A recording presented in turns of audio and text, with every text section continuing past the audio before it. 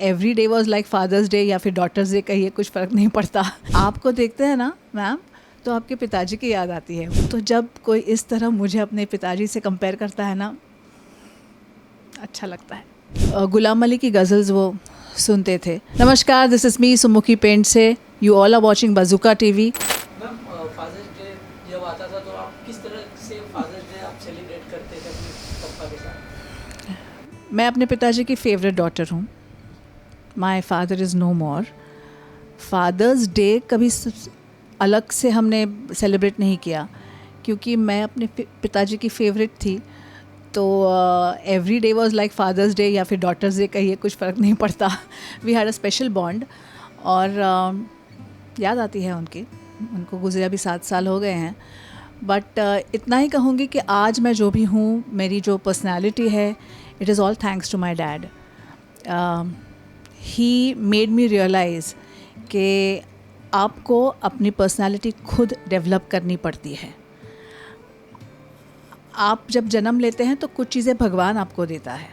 जैसे मेरी हाइट अच्छी है, thanks to my dad, my mother, दोनों टॉल हैं।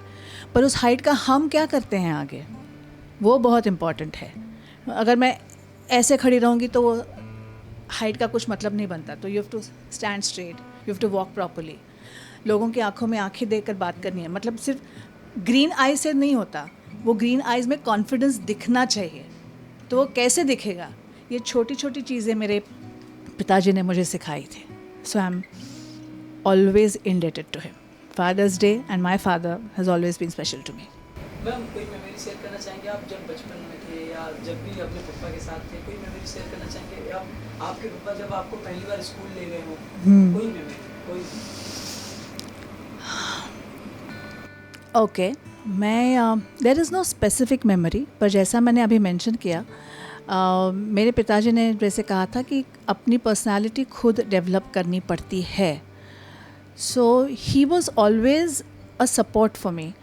और उन्होंने मुझे ज़िंदगी में एक चीज़ बताई थी कि सुमुखी, जो भी हो जाए, हम तुम्हारे माँ बाप हैं, हम हमेशा तुम्हारे साथ रहेंगे। सही रास्ता क्या है, सही सोच क्या है, ये हमने तुम्हें सिखाया है। आगे तुम्हारी ज़िंदगी है, हर कदम तुम्हें अपने सिरे से लेना है। अगर तुम गलत रास्ते से जा रही हो तो हम तुम्हें बताएंगे ज़रूर, पर फाइनल डिसीजन तुम्हारा अपना होगा। पर याद रखना, you always have a support system. माँ बाप नाम की सपोर्ट सिस्टम हमेशा तुम्हारे साथ रहेगी। जब आपके पिताजी आपको ये कहते हैं ना, तो कहीं ना कहीं आप में कॉन्फिडेंस आ जाता है। मतलब आपको ये पता होता है कि चाहे कुछ भी हो जाए, एक हाथ तो आएगा मुझे थामने के लिए और मुझे गिरने से बचाएगा। So this is what my father taught me. And या वो एक जो हाथ है, जो एक सपोर्ट सिस्टम है, उसकी वजह से I have always been a strong person, एक कॉन्फिडेंट पर्सन मैं हो गई मेरे पिताजी की वजह से। मैम, अभी तो आप अपने पापा को काफ़ी मिस करते होंगे। जी। क्या क्या चीज़ें जो अभी भी याद आती है आपको? माँ बाप की कौन सी चीज़ याद आती है? ऐसी कोई पर्टिकुलर चीज़ नहीं होती ना, हर चीज़ याद आती है।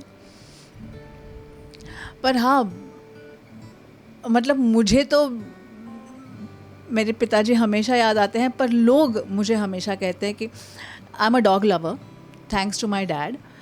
वो भी डॉग लवर थे, इनफैक्ट मेरी माँ भी डॉग लवर थी। We are a family of animal lovers basically. तो आज भी जब मैं अपने कुत्तों को घुमाने ले जाती हूँ तो मतलब अनजाने लोग सामने खड़े हो जाते हैं और बोलते हैं कि आपको देखते हैं ना मैम, तो आपके पिताजी की याद आती है। वो जैसे 2-2 डॉबरमन्स को घुमाते थे ना, उसी तरह आप भी 3 कुत्तों को घुमाते हैं, उतने ही कॉन्फिडेंस से घुमाते हैं। अच्छा लगता है। तो जब कोई इस तरह मुझे अपने पिताजी से कंपेयर करता है ना, अच्छा लगता है। मैम, कोई गाना डेडिकेट करना रहेगा तो कौन सा गाना डेडिकेट? नहीं, कोई पर्टिकुलर गाना डेडिकेट नहीं करूँगी, पर मेरे पिताजी को म्यूज़िक का बहुत शौक़ था। गुलाम अली की गज़ल्स वो सुनते थे। और तो क्योंकि वो गज़ल सुनते थे, फिर उन्होंने उर्दू जानने की, मतलब उर्दू की मीनिंग जानने की कोशिश की, तो वो कहीं ना कहीं मुझ में भी आ गया। तो मैं कहीं ना कहीं ये कहूँगी कि क्योंकि वो गज़ल सुनते थे, वो शब्द गानों के मेरे कानों पे आते थे और मेरी हिंदी अच्छी हो गई। आई एम अ महाराष्ट्रियन, पर मेरी हिंदी काफ़ी अच्छी है।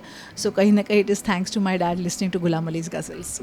Have a very very happy father's day. Thank you.